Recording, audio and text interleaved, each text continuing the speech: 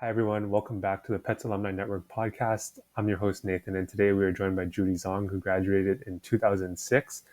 She's going to tell us about what it was like back when PET was way smaller compared to the size that it is now. She'll also tell us about her decision to pursue a fine arts degree from York University and go into teaching, where she now teaches in the YRDSB.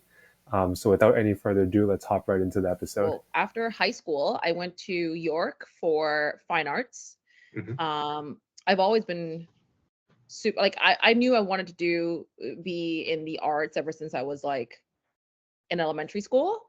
Okay. So I'd always knew I wanted to do the arts. I think I had an unrealistic um or an idealistic view of what the fine arts is. Mhm. I think I literally was like, "Oh, I like art. I'm good at art. Let's Yeah. be an artist." Yeah. So that's a very idealistic view. I think a Yeah. lot of people that kind of have that same mindset of as me don't really know what it is, what the art scene is like in Toronto or in Canada. Mhm.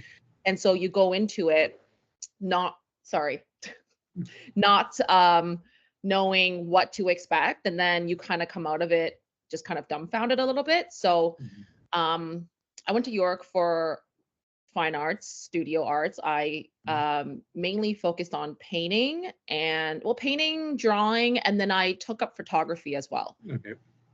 So that was great. Mhm. But then when I graduated in 2010, I was like, okay, so I kind of got humbled in art school because then everybody was just as good as me or better. And I realized, like the art scene in Canada, or at least in Toronto, it's not as significant as it is, let's say, like in New York City, right? Mhm. Like if you're a somebody in the art world, you're probably leaving Toronto to go to New York, or like to go to like London or something like that to pursue that kind of career. Otherwise, it's the phrase starving artist is very true. Um, so I think after art school, I was kind of lost. Like I was like, okay, now what do I do with an art degree? Everything in the world right now is so like business oriented or technology based, or the art is no longer valued as it was back in like the 1800s. Like, you know what I mean? Yeah. And so and then I kind of like was like, what am I gonna do? And then I worked at a private art gallery for a while, for maybe like a year or so. And I kind of got like I really appreciate that experience because that kind of got me into seeing what the art scene was really like in Toronto. Mhm. And I learned a little bit about the business side of of art.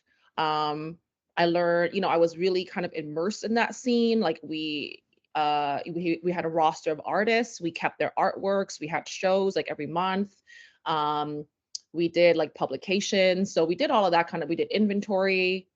We did all that kind of stuff. But my boss, who was the art dealer, um, a lot of what he does is very business oriented. Like you're not really an artist when you're an art dealer. Does that make sense? Mhm. Kind of, yeah. So yeah, like you're kind of selling the art. Mhm. So that kind of opened my eyes a little bit about the art scene in Toronto. And then I was like, okay, well, I can't continue, doing this because I need to pay bills and I gotta grow Mhm. up. And then I went to teachers college, Yep. graduated teachers college in 2012. Mhm. And then and then I went into teaching with the art teachable. So I'm Okay. still in teaching.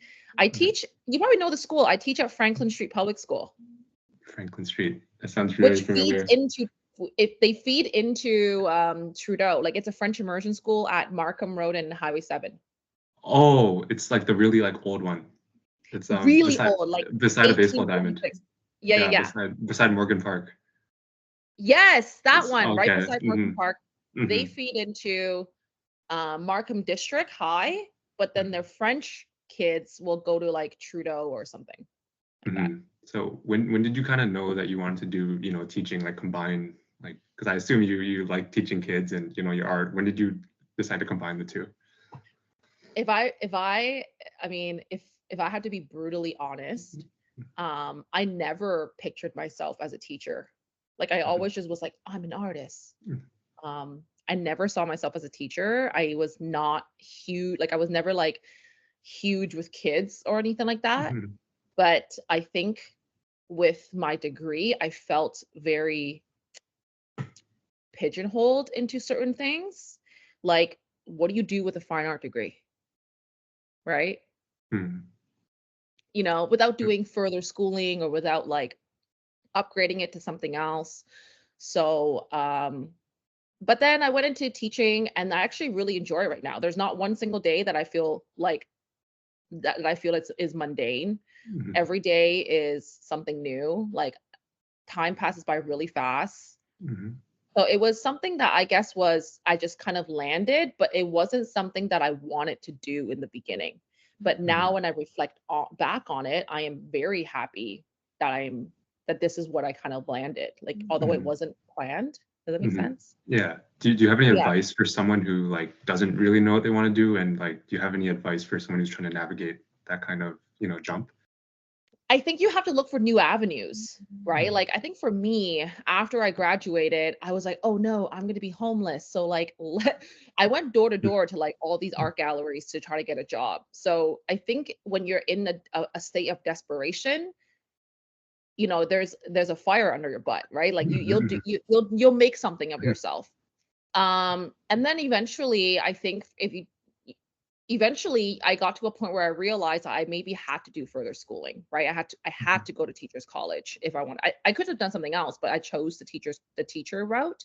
Mhm. And I think that for anyone who's kind of struggling with what they want to do,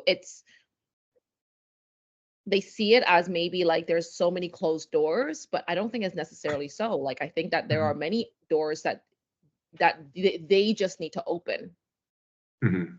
There are many avenues to take, I think. Like, Mhm. I think if I were to look in hindsight, if I didn't do the teacher's college route, maybe I could have like, used my art degree to do something digital, like Mhm. maybe in the digital arts route, like graphic design or something like that. I would have to still go back to school, but it doesn't Mhm. have to be. There's so many doors I could have taken. I just chose Mhm. the teacher one. Right. Did you kind of have like a different mindset, returning to school, for teachers college versus when you first entered university? Like, was your mindset different Oh between the yeah. two times? Yeah. Like, I was much old, not well, a handful of years older when I went to teachers college. And I think when you go back to school as like a mature student, like I think with anything, like if you're going back for your master's or whatever, like your mindset is definitely different because when you first go to university, all you think about, or at least all I thought about, was like, oh, I'm going to meet new people. I'm going to party. I'm going to see all these things. I'm going to have all these experiences. It's never about the actual schooling. It's always about like, who am I going to meet kind of thing? Where am I going to go? Um, and so I found that sometimes for certain courses, I didn't put a lot of like as much effort as I should have because my mind, like I was just immature. When I went back to teachers college, and I think the same could be said if you go back for master's or your PhD or whatever, your mind is now more focused on your scholar, like your schooling. Like, so when I'm at teachers college, I was like, okay, I'm here. Priority number one is to like get my certificate, do well, whatever. And priority number two is meet people. Like the priorities shift for sure. Mhm. Do you think there are like big differences between like the challenges? Like, was it more difficult like socially to meet people more professionally in the teachers college world versus Yeah. the arts world? Yes. I think the age thing is a big for me it makes it a little bit harder to meet new people. Like I think everybody that went to teachers college, their mindsets were different than when they went to undergrad. When you go to undergrad, everyone's open to meeting new people because that's what you're thinking about doing. You're open to going to parties, right? Yeah. But when you are going to teachers college or like a mature student, your priorities isn't so much meeting people. Your priorities just kind of like, okay, I'm going to school, get it done, go home. Mhm. So I think I definitely met people in teachers college, but like they weren't lasting relationships. Mhm. Yeah. Okay, fair enough. Yeah. When you were applying for your undergrad, what other schools besides York were you looking at? I only applied to 2 schools. That's how small of an art scene we have in Toronto. Mm-hmm. Mm-hmm. Um, I only applied to OCAD for their it's art school, and I applied to York Fine Arts, and I got into both. I ended up choosing York. But yeah, I applied to both. I only applied to 2. When you were in high school, like what were some classes other than art that you really enjoyed? Oh, I really enjoyed philosophy. Mm-hmm. I think that was another, I guess, point as to like why I chose York over OCAD, Mm-hmm. because at York I ended up taking a lot of philosophy courses too. So, you know, um the good thing about, I guess, going to a school that doesn't just specialize in one thing, you can then broaden kind of your scope by doing other things. Like I did philosophy and fine arts, Mm-hmm. but if I just went to OCAD, which is only fine arts, I wouldn't have, done other things. Like I wouldn't be able to do like philosophy, or like if you were into something else, it would just be all art. Mm-hmm. If you were to kind of like pitch going to York to someone else that is looking to go into York, how would you pitch it to them? I think that my experience in York Fine Arts is very different than York in general, because the fine arts students were very just kind of in this one building, and they were very like, none of the courses kind of mingled with any other students. I think we only were in like one Mm-hmm. building or 2 buildings. So I think the experience is like different, but um York being a commuter school, I think that's definitely, it definitely is a different experience to say if I went to like Western or like somewhere further away, right? Like York being in Toronto, all I did was kind of like drive to school, drive home, where which, doesn't is not as, I guess you can say, conducive to like meeting people or like Mm-hmm. partying or whatever, as if you went to a school where you had to live there. Mm-hmm. Okay, that's fair. Yeah.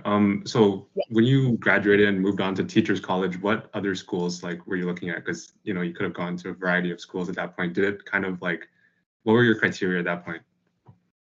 Oh, when I was applying to teachers college, Mm-hmm. when I was applying to teachers college, because I had no background knowledge or experience in the teaching world. Like I said, like I'd never envisioned myself as a teacher ever. So I didn't have any prerequisites nor expectations. The only thing I had was, I had a friend who was also had gone through teachers college, and he helped me a lot with my application. So I literally was like, I'm going to apply to like whatever school. I applied to York, Mm-hmm. U of T, and Brock. So I applied to 3 places, and then I ended up only getting into Brock. So I went away to Brock for teachers college. That was fine. Um, but yeah, I think that like, if you know that you want to be a teacher, um, had I known that earlier on, I would have been more prepared, I think. Mm-hmm.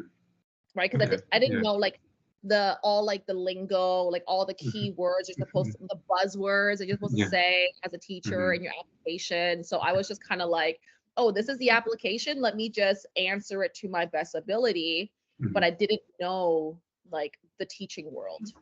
Mm-hmm. So do you identify more with York or Brock right now? Like who are you representing? York. York?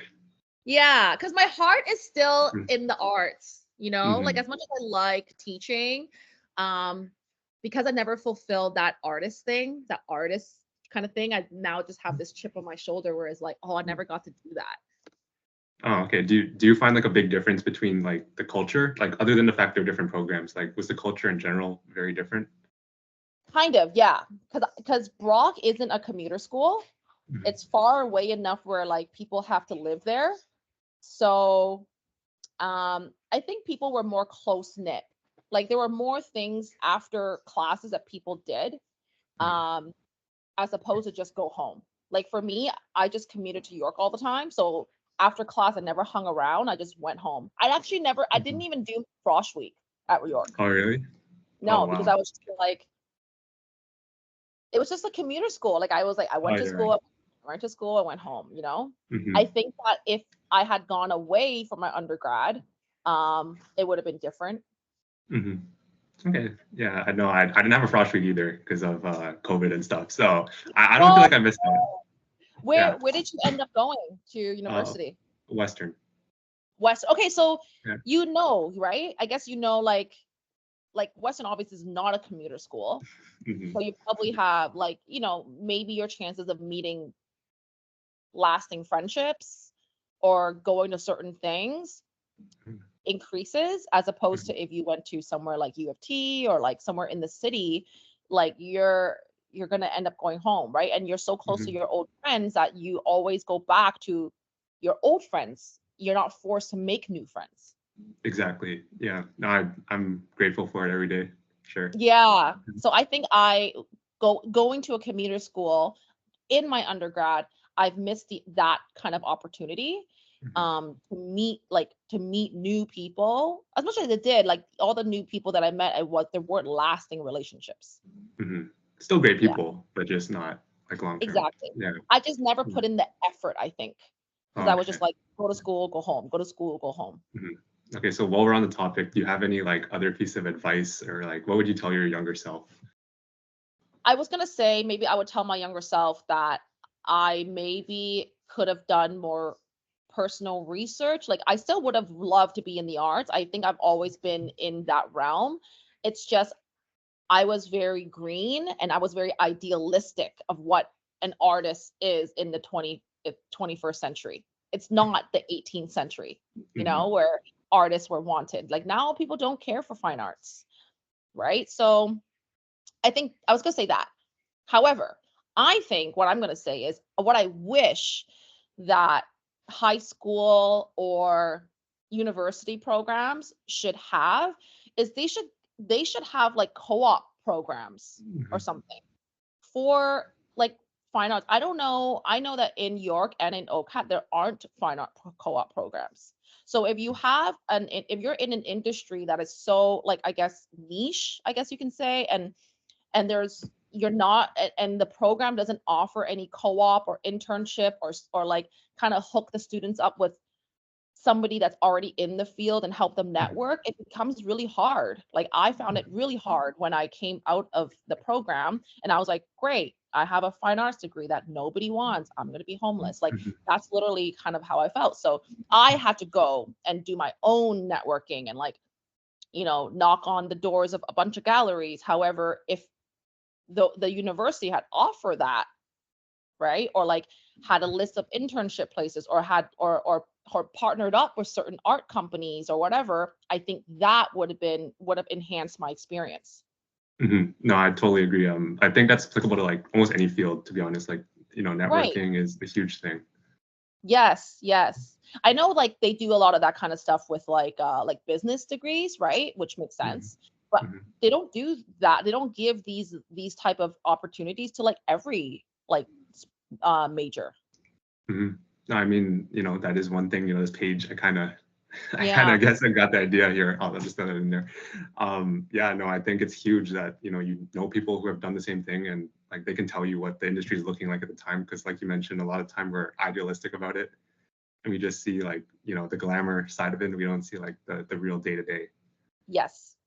So Totally. moving on to your teaching, what are some kind of the ways that like you've seen yourself grown as a teacher? I mean, obviously, the natural growth is like in the beginning, you're very green. And so, you're new to everything. I think in the beginning, I was very afraid of, okay, are the kids going to like me?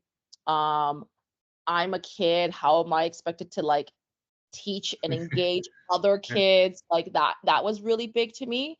But I think as the years had gone by, you end up, getting into the groove of routine. You end up having your own kind of context and your own kind of like stuff that you fall back on. And then uh you don't you almost feel like um how do I say, like I'm not afraid to talk in front of kids anymore. Mhm. In fact, I've grown to be a person where I'm not afraid of public speaking at all to anybody. Mhm. No, But perfect. Yeah, before that, yeah. yeah, because it's kind of like teaching is kind of like you're giving a presentation every single day, Mhm, right? But your audience just happens to be kids. So I mhm, think doing that like all the time, like now I'm like, oh, I have to give a speech or I have to say something in public. Like I don't, it doesn't phase me as much as I think that's a good trait to have. mhm, Um, it's taught me to, it's taught me a lot about kids and to be accommodating. I think that's a big mhm, one. mhm, Yeah. mhm. How was like the pandemic like teaching for you? How did that go? Oh, that was so, the word pivot is Yeah. a big one. Um, yeah. Okay. So in the beginning of the pandemic, it was great because we were like randomly told, okay, for the next 2 weeks, you don't come to work. And we're like, great. We still get paid and we don't have to go to work. That's awesome. And in the beginning, because there wasn't any regulations or anything about what to do, we literally just didn't do anything. We didn't even post anything. And then as the pandemic continued, it kind of transferred over to virtual schooling, as you know. Um, we would teach through Google Meets. That was a whole thing because as much as I enjoyed it because I get to I enjoy the flexibility of being at home. Um, but there was very, very, very, very little engagement in the students. Like Mhm, virtual teaching, in my opinion, is great for the teacher, for for me, but it's not good for kids mhm, because they just kind of turn off their mic and they turn off their camera. Like you're literally speaking mhm, to a screen of just black. mhm. Um, and you don't even really know if they're there. They're probably not Yeah, there, probably right? not. No. And what I actually noticed is now coming back into in person, um, those specific cohorts of students, like cognitively, like they're behind and socially. So academically and socially, I can see a gap between, Mhm, like what COVID has done to these people, for sure. mhm. No, it's unfortunate. I see it too sometimes. Right? Yeah, Not gonna lie to you. A little bit, a little bit. I can tell yeah. you like off camera a little bit because yeah, I see it sometimes. Switching over to a more positive note, what are some of Yeah. the most like fond memories that you have during your teaching career? The fondest memories I had? Oh, it's gotta be with the kids. Like, when there is a kid that really uh that you can tell is giving a lot of effort and you feel like they're holding on to every word that you're saying and you make a difference, that kind of like I think they don't happen often, but those are the moments that kind of make me kind of think like, "Oh my gosh, like this is where I'm supposed to be." Like I really Mhm, enjoy teaching. I think because I'm really really passionate about the arts. I think a lot of times the students who are also passionate about arts, they and I guess are able to relate mhm, better. yeah, So I've had a few students who have been memorable, and those ones are usually the ones who are trying to apply to like Unionville for the arts mhm, program, right? mhm, And they'll ask me because I'm like the arts teacher, so they'll ask me for advice. They'll we co-create their portfolio. Um, they even afterwards when they go end up going to high school, they'll come back. They'll email me to come back for volunteer work. Like mhm, that kind of stuff sticks with me because I feel like, oh, like they're doing what they want to do and I helped them kind of, mhm, right? Like I mhm, think that like students in which I feel like I can relate to a lot because we have similar passions. And you feel like you've kind of like put a mark on, in their mhm, life. That's mhm. that's big. Right. It's like more, it's not necessarily like what you're teaching them, like technically, it's more about like what you're teaching them in life, right? Yes, I think as a teacher that those are the moments that kind of like ground you because it's not at the end of the day, especially in elementary school, they're just so young. Like Mhm, it's not really about the academic. Like it's yeah, like you're not really always thinking about the academics. It's always kind of like, what life skills are you teaching them? I mhm. think. What do you think that like some important life skills are that they should have? I think perseverance is a big one. Um, a lot of kids, I think, especially after the pandemic, have had y- they can't accept failure or challenges, or they're kind of shy away from challenges. And I think that, and then a lot of kids actually, a surprising amount of kids have like childhood anxiety. And I think because of we're more aware of mental health and things like that now, a lot of kids are getting diagnosed with things like that, like Mhm. childhood anxiety or whatever. And all of this is because these kids are, they can't deal with failure very well, or like they don't want to take risks, and they think challengers are something that they should be avoiding. But if Mhm. you are able to teach a kid or kind of make them aware of, even if you fail, you can persevere and get back up, right? Then they can kind of overcome these challenges. And once they do that again and again and again, they're not going to be afraid anymore. Mhm. No, that's great. Yeah. No, I love the motivational, inspirational speech right there. Yeah, I think perseverance is a big one. Okay, so we'll start wrapping up now.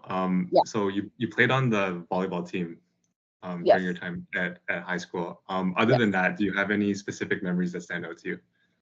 In high school, Mhm. oh, I love Trudeau. Like Mhm. that was my one of my favorite times, like eras of my life. Mhm. But I think when I went to Trudeau, it was very different than like Yeah. you guys. Like when Mhm. I went, it was a school of just grade nines and tens. Mhm. And because it was like just open, so I was in grade nine, and there was only like our grade and the grade above us. And so everybody knew everybody, and everybody was friends with everybody Mhm. because the school was so small. I kind of felt like an elementary school. Um, I think like even now, like I don't know if there's a one particular moment that I think that became core memory, but even now, like I am still extremely close with my high school friends. Mhm. And I don't think many of the people I know today can say that. Mhm. Yeah. A lot of people have friends from like university or like work or whatever, but like not a lot of people have kept in contact with like high school people. Mhm. But my high school friends now are still like the closest people to me. And it's Mhm. because of Trudeau. Yeah. Do you have any teachers that you'd like to shout out as memorable? Yes. Oh, from Trudeau? Ooh, yes, Mrs. Lot. You don't know her. Her name is No. Lottering. Mhm. She was the arts teacher. She was the most eccentric person, super chill, like, didn't really have like super tough expectations. She was exactly what an art teacher, what you would imagine a stereotypical art teacher would be like, right? Like very outgoing, super out there. She was a South African lady, so she kind of spoke with an accent. Unfortunately, she's passed now for a few years. She was suffering from breast cancer in the later days of her life. We went to her like her viewing and her funeral and everything like that. But she was the most memorable teacher of not just like not just high school, like of my Mhm. entire education. What's one like thing that you take away from learning from her? I think just her carefreeness and her eccentricness. Mhm. Like she just exuded this like nothing in the world matter that much. Like she's just so carefree. She was so like her personality was so big. She walked around with her arms out, like just yeah, like just so happy Mhm. all the time. Okay. Yeah. No, we need more teachers like that. What are your future like aspirations? Professionally, personally, anything. I really enjoy my role right now as a teacher. Um, I guess the natural progression is like, oh, be a VP or like be a principal. I don't have at the moment, I don't have Mhm. any dreams of doing that. Mhm. I think that's like a whole different beast. So I would like I would, I enjoy doing what I'm doing, status quo. I think for my personal life, I would like to pursue my art a little bit more. That's Mhm. always kind of been my thing. Like every time I think about, okay, well, what I want to do, like what are my Mhm. goals? It's always like, pursue my art, pursue my art, pursue Mhm. my art. Mhm. Okay. Yeah. If we were to come back to you in 10 years and we were to say Judy is, and then there's a blank, What is that word you want to be known for? Judy is an artist. Mm-hmm. I don't know. Okay. It's always that thing that I wasn't able to ever do, Mm-hmm. you know? So it's like that like chip or like the thing that you Mm-hmm. weren't able to fill. Yeah. Yeah. We'll definitely support you on this page, you know. If you start your own Instagram page, we'll shout you out on this Instagram page, showcase your art. I will link you with when it happens, or if it happens, I'd be like, hey Nathan. For sure, yeah. No, we'd be more than happy to. Second last question for you. We're looking for a song recommendation from all of our guests. What are you currently listening to? I'm really into Billie Eilish, I Mhm. think. Yeah. I'm either like really like slow like Billie Eilish kind of stuff, or I'm like hardcore like techno trance. Like, you know what I mean? I'm like that or that. So I'm gonna pick Mhm. Billie Eilish, and my favorite song of hers is Ocean Eyes, which is her Mhm. original. Like, Yeah. yeah, that's the best song. Final question. Okay. If you could nominate any of your friends from PET to be on this podcast, who would it be? Ooh. I'm going to nominate another art-minded person, because I think that the future generation artists would, maybe they'll hear some things and maybe it'll resonate. I would nominate one of my best friends. His name is Eric Mock. He was really into art, except he went the graphic arts route, and now he's a graphic designer. Oh, okay, perfect. Yeah. Love to talk to him. Thank you so much for your time. Really Yes. appreciate hearing from you.